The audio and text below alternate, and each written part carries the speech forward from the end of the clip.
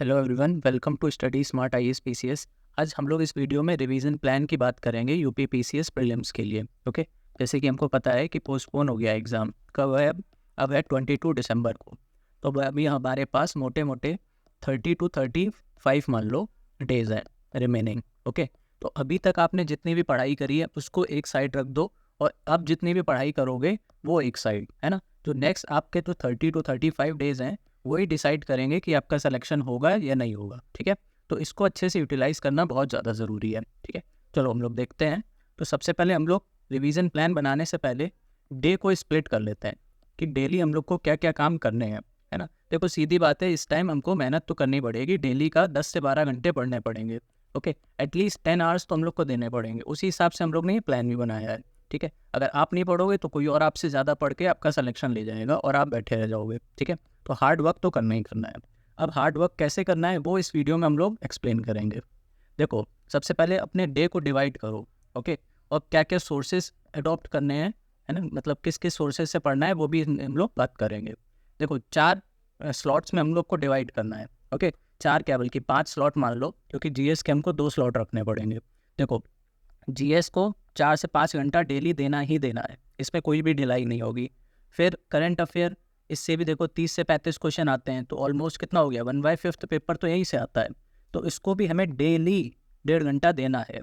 फिर C SAT, अगर आप देखो कंफर्टेबल हो, अगर आपने पिछले 2-3 साल के पीवाईक्यू लगाए हैं सी सैट के, अगर आपका स्कोर 100 से ऊपर आ रहा है तो फिर इस पार्ट को आप निगलेक्ट कर दो, कंप्लीटली निगलेक्ट कर दो। बल्कि ये जो 1 घंटा है इसको भी आप जीएस में ही दे दो। ठीक है, बट अगर आपके 100 से कम आ रहे हैं, है ना, इवन आपके 85-90 भी आ रहे हैं, तब भी आपको सी सैट को डेली 1 घंटा देना है। ओके, और सबसे मोस्ट इंपॉर्टेंट चीज़ जो most of the people neglect कर देते हैं, रिवीजन। ओके, जैसे हम लोग जो भी रिवाइज करेंगे, जैसे मान लो आज हम लोग ने पॉलिटी ख़त्म कर ली, नेक्स्ट डे से हम लोग को हिस्ट्री स्टार्ट करनी है। तो ऐसा नहीं है कि आप पूरे दिन हिस्ट्री लेके बैठे रहो, जो आपने पॉलिटी ऑलरेडी पढ़ रखी है थोड़ा टाइम निकाल कर उसको भी रिवाइज करो। ठीक है, वो नहीं करोगे तो फिर सारा पीछे का भूलते जाओगे और फिर कोई फ़ायदा नहीं है। ओके, तो ऐसे हमको पहले तो डिवाइड कर लेना है अपने टाइम स्लॉट अपने हिसाब से, जिस टाइम पे आपको जो चीज़ें पढ़ना पसंद हो उसके हिसाब से कर लो। टाइम हमने बता दिया कि एटलीस्ट मिनिमम इतना तो करना पड़ेगा। देखो, 1.5 और 1.5 ये हो गया 3 घंटे, ये 4 घंटे, और ये हो गए 8 से 9 घंटे का ये प्लान हो गया। ठीक है, अब देखो दूसरी बात करते हैं, सोर्सेज क्या क्या करने हैं जीएस के, करंट अफेयर के, सी सैट के, हमको सोर्सेज क्या क्या है हो सकते हैं। देखो, जीएस के लिए तो क्या सोर्स हो सकते हैं, पहला तो जो सबसे मोस्ट इम्पोर्टेंट है, यहीं से ऑलमोस्ट 60 to 80 क्वेश्चन यहीं से ही आएंगे। ये तो आप लिख के ले लो अभी से ही, है ना। घटना चक्र अच्छे से इसको पढ़ना है। अब घटना चक्र में भी बहुत सारी बुक्स आती हैं तो कन्फ्यूज़न होती है। क्या पढ़ना है हमें, घटना चक्र की प्रीव्यू पढ़नी है। ओके, और कोई नहीं पढ़नी है, ना दृष्टि पढ़नी है और ना ही पॉइंटर पढ़नी है। ठीक है, प्रीव्यू पढ़नी है। अब कैसे पढ़नी है, अगर आपने ऑलरेडी पढ़ी हुई है घटना चक्र पहले, तो फिर तो आपको दोनों चीज़ें करने हैं, क्वेश्चन भी उसके सॉल्व करना है और थ्योरी भी पढ़नी है। लेकिन अभी तक अगर आपने नहीं पढ़ी है, बिल्कुल भी एक बार भी घटना चक्र उठा के नहीं देखी है, तो हर एक चैप्टर्स में इसमें स्टार्टिंग में थ्योरी दे रखी होती है, 1 पेज की होती है हर एक चैप्टर की, वो कर लो सिर्फ, एटलीस्ट इतना तो करना ही है। उसके बाद क्या करना है, जो आपके खुद के नोट्स आपने सब्जेक्ट वाइज बनाए होंगे, कभी तो बनाए होंगे ना प्रीलिम्स के लिए, तो उसको पढ़ना है, प्रीलिम्स वाले पढ़ने हैं, मेंस वाले नहीं। ठीक है, और उसके साथ साथ स्टैंडर्ड सोर्सेज जो भी आपने अगर फॉलो किए हुए हैं पहले से, उसमें कुछ आपने हाईलाइट किया होगा, कुछ अंडरलाइन किया होगा, तो सिर्फ उन्हीं चीज़ों को पढ़ लो। ठीक है, अगर नहीं पढ़ा है स्टैंडर्ड सोर्स से अभी तक, तो फिर अभी तक ये पूरा छोड़ दो, ये दोनों चीज़ें इस पर फोकस करो। ओके, फिर देखो, अच्छा एक चीज़ और है कि जीएस में अब जाके कोई भी न्यूज़ सोर्स मत उठा लेना, है ना, कोई भी न्यूज़ सोर्स मत उठा लेना। बस अगर न्यूज़ सोर्स, अगर आपने घटना चक्र अभी तक नहीं पढ़ी है तो इसकी थ्योरी पढ़ लेना, क्योंकि क्वेश्चन यहीं से आएंगे, उसके अलावा कोई भी न्यूज़ सोर्स नहीं होना चाहिए। फिर करंट अफेयर की बारी आती है। करंट अफेयर में क्या करना है, ये तो देखो कंपलसरी है, आई दृष्टि तो करनी ही करनी है। ठीक है, आई दृष्टि में अब क्या दिक्कत है कि इसमें क्वेश्चन तो इससे हिट होते हैं, 20-22 क्वेश्चन यहाँ से आ जाएंगे। अगर 35 क्वेश्चन आ रहे हैं तो 20-22 क्वेश्चन यहाँ से आपके बन जाएंगे। अब 20-22 क्वेश्चन आएंगे तो, लेकिन आप 20-22 क्वेश्चन कर नहीं पाओगे, क्योंकि सब कुछ याद तो रहने वाला है नहीं, है ना। तो मान के चलो यहाँ से 17 से 18 क्वेश्चन ही आप कर पाओगे आई दृष्टि से। अब अगर इसको ले जाना है 27 से 28 क्वेश्चन तक ले जाना है आउट ऑफ 35, तो आपको मंथली मैगजीन्स भी पढ़नी पड़ेंगी। और ये कोई बड़ी चीज़ नहीं है, जैसे हम लोग यूपीएससी में पढ़ते हैं विजन की, है ना, 100-110 पेज की होती है, उतनी बड़ी नहीं होती है, है ना। तो यूपीपीसीएस वाली मैगजीन्स होती हैं, घटना चक्र की इसमें आप फॉलो कर सकते हो, घटना चक्र की फॉलो कर सकते हो, घटना सार फॉलो कर सकते हो अगर हिंदी में आप कंफर्टेबल हो, है ना। यूपीपीसीएस वाला की भी आप फॉलो कर सकते हो, प्रतियोगिता दर्पण भी फॉलो कर सकते हो, है ना। और एडुटेरिया की आती है उसको भी फॉलो कर सकते हो, और भी काफ़ी सारी आती हैं। तो उनको आप कोई भी आप मंथली एक मैगजीन उठा लो। मोस्ट प्रेफर्ड अगर अभी तक नहीं उठाई है, अभी तक कोई भी फॉलो कर रहे हो तो उसको करो, नहीं तो घटना चक्र की ही जो मंथली मैगजीन आती है उसको करो, ठीक है। तो आई दृष्टि तो करनी है, और साथ में मंथली मैगजीन कर लोगे तो आप 20 क्वेश्चन से बढ़ के 27 क्वेश्चन तक अटेम्प्ट कर लोगे, ठीक है। अब अगर आपने हमारा करंट अफेयर कंपाइलेशन ले रखा है ना, ये पेड वाला है, करंट अफेयर कंपाइलेशन ले रखा है, तो फिर आपको ये दोनों चीज़ें करने की ज़रूरत नहीं है। बस अगर आपने करंट अफेयर अच्छे से कर लिया है, तो अगर आपको रिवाइज करने का मन हो तो इसके लिए आप आई दृष्टि की जो वीडियोस पड़ी हुई हैं यूट्यूब पर वो देख लो बस, ओके। उसके अलावा कुछ भी करने की ज़रूरत नहीं है, क्योंकि मंथली मैगजीन अभी जितनी भी नाम ली ना, जितनी भी पॉपुलर मंथली मैगजीन्स हैं, उन सबको कंपाइल करके हम लोग ने इसमें दिया हुआ है ऑलरेडी, ठीक है। फिर देखो सीसैट में क्या करना है। सीसैट में अगेन वही चीज़ है, अगर आप कंफर्टेबल हो तो फिर इसको कम्प्लीटली निगलेक्ट कर दो, है ना। सिर्फ फॉर्मूले वगैरह लास्ट में देख लेना, अभी के लिए छोड़ दो इसको।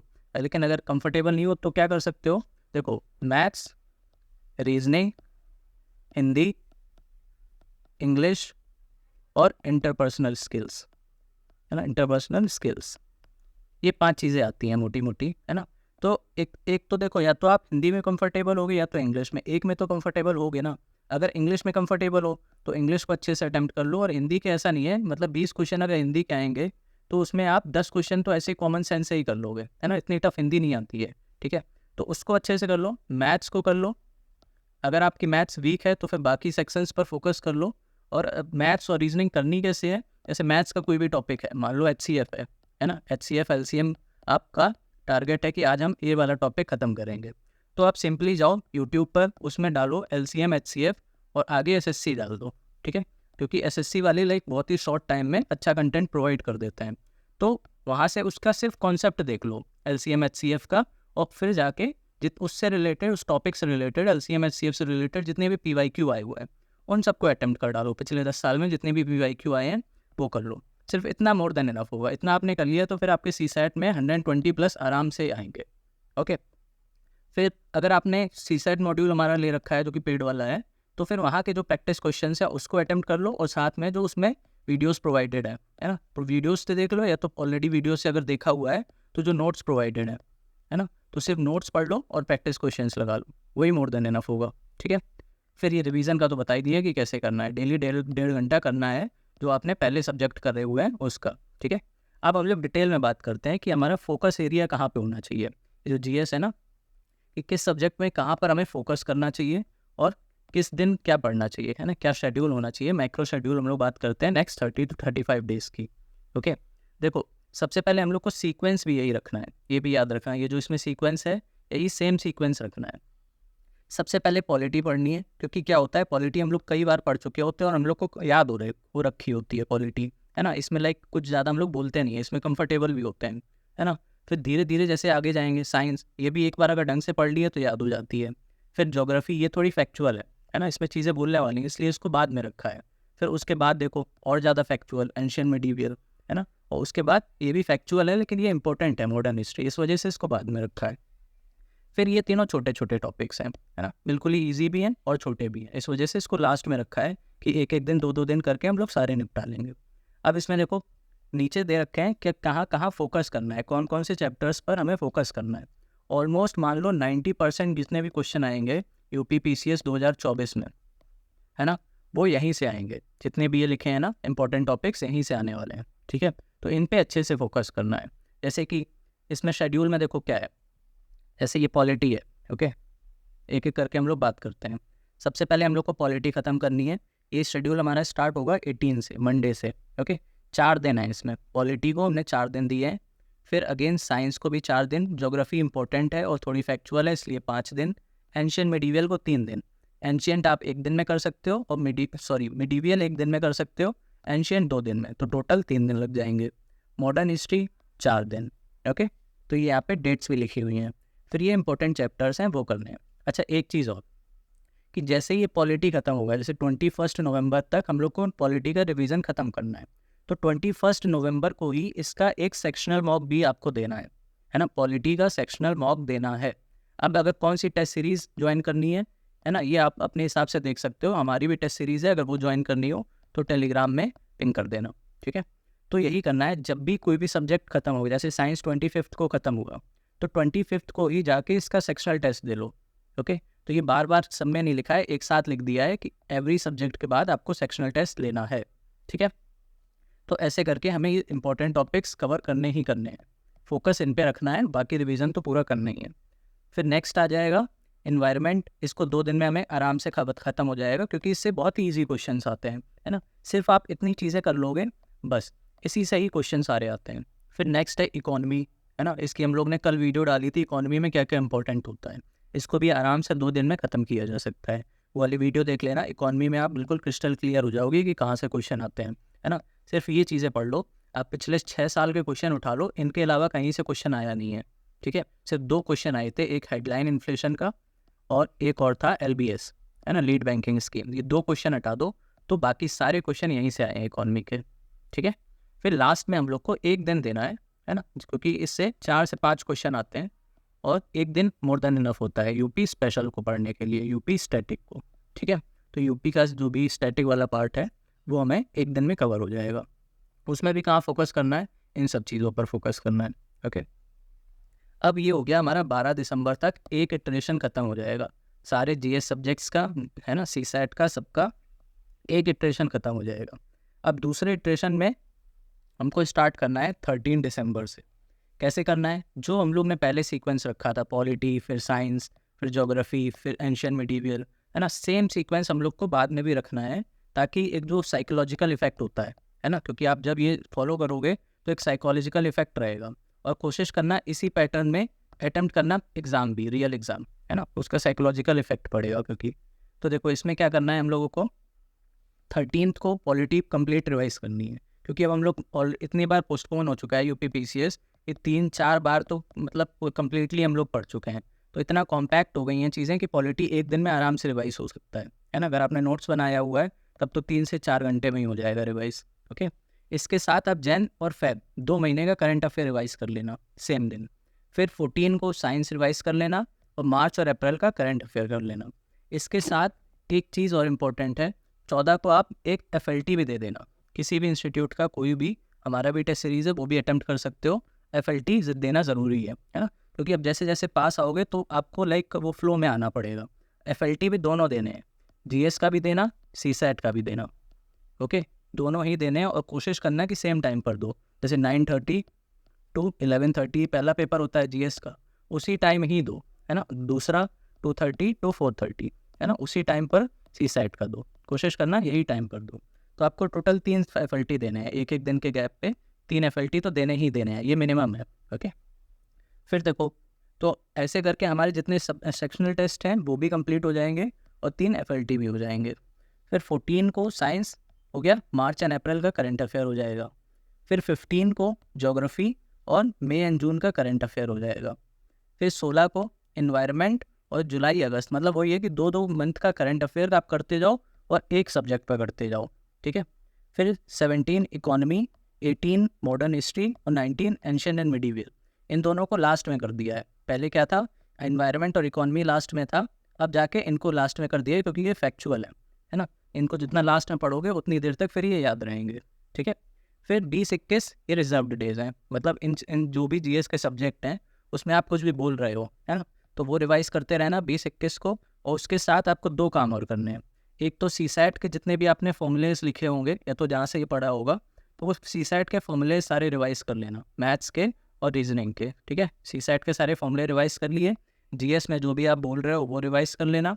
और इसके साथ साथ 20 को 2022 का जो प्रीलिम्स का पेपर है यूपी PCS का, उसको अटेम्प्ट करना, ठीक है। और 21 को 2023 का, क्योंकि इससे आपको एक पैटर्न, मतलब उसकी जो फील है वो आ जाएगी पेपर की, ठीक है। तो नेक्स्ट फिर 22 दिसंबर को आपको लाइक प्रॉब्लम नहीं होगी, 22 और 23 का करके आओगे तो 24 का उसी का ही टाइप से आएगा, है ना। कुछ भी है, मतलब ये मत सोचो कि कुछ एकदम से सरप्राइज़ दे देंगे आयोग वाले, ऐसा कुछ नहीं होने वाला है। जैसे अभी तक पेपर आ रहा था वैसे ही आएगा। हर साल ये अफवाहें उड़ती हैं कि इस बार नया पैटर्न आ जाएगा, यूपी PCS के मतलब UPSC की तरह हो जाएगा, ऐसा कुछ नहीं होने वाला है, ठीक है। हर साल ये सब बातें होती है, तो ये सब मत बिल्कुल सोचना। है ना, अच्छे से अपना परफॉर्म करना, आप अपना बेस्ट दो बस, है ना, और विजय तो होगी हमारी, है ना। इस फॉलो करेंगे प्लान को तो कंफर्म है कि सिलेक्शन तो होनी है। अब इसके साथ साथ अब मतलब हमारी तरफ से क्या हेल्प हो सकती है, देखो हम लोग ने पूरी प्लेलिस्ट बना रखी है यूट्यूब पर, अगर आपको रिवीजन करना है ना, तो उसके लिए आप कौन कौन सी वीडियोस देख सकते हो हमारे चैनल से जिससे आपको बेनिफिट होगा, वो यहाँ पे बताया है। अच्छा, इसी सीक्वेंस में ही देखना, पहले जीएस की सारी देखना, फिर आई दृष्टि की देखना, फिर इंपॉर्टेंट थीम्स की एक प्लेलिस्ट बनी हुई है वो देखना, है ना।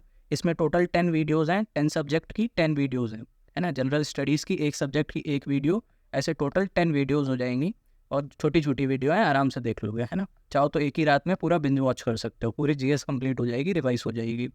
फिर आई दृष्टि, करंट अफेयर, 1/5 पेपर यहीं से आना है, इसकी भी 6 वीडियोस टोटल पड़ी हुई हैं, छोटी छोटी हैं, उसको अच्छे से पढ़ लेना। फिर एक और है इम्पोर्टेंट थीम्स नाम से, ये शॉर्ट सीरीज़ करके नाम है ना, वो इम्पोर्टेंट थीम्स की प्लेलिस्ट है, उसमें भी टोटल 16 वीडियोज़ हैं 16 थीम्स पर, और उन सबसे जो 16 वीडियोज़ हैं सबसे एक एक दो दो क्वेश्चन आने ही हैं, है ना। तो मान के चलो 20 क्वेश्चन यहाँ से आ जाएंगे, 35 क्वेश्चन, 35 नहीं तो मान के चलो 20 क्वेश्चन तो आई दृष्टि से डायरेक्ट ही आते हैं, ठीक है। तो 20 क्वेश्चन यहाँ से आएंगे, 20 क्वेश्चन यहाँ से आएंगे, और जीएस से तो मान लो 50 क्वेश्चन तो डायरेक्ट यहीं से आने हैं, ठीक है। तो ये आपके हो गए 90 क्वेश्चन तो डायरेक्ट इन्हीं सीरीज से ही आने हैं, ठीक है। तो इसको आप अच्छे से रिवाइज कर लेना। अच्छा, इसको मिलेंगी कहाँ से, इस पर आप डायरेक्ट क्लिक करोगे ना, जैसे जीएस पे आप क्लिक करो, है ना, तो यहीं से आपको लिंक खुल जाएगी, ठीक है। तो यहाँ से जाके आप डायरेक्ट खोल सकते हो, यहाँ पे क्लिक करोगे तो आई दृष्टि खुल जाएगी, यहाँ करोगे तो ये शॉर्ट सीरीज़ खुल जाएगी। इसके साथ साथ डिस्क्रिप्शन में भी इन तीनों की लिंक दे देंगे, ओके। तो ऐसे करना है हम लोगों को। चलो अच्छे से पढ़ाई करो, और ख़ासकर हेल्थ का ख्याल रखो, है ना, क्योंकि सीज़न चेंज हो रहा है, इस बार बीमार बिल्कुल नहीं पड़ना है इस टाइम पर, ठीक है। Stay healthy, stay safe,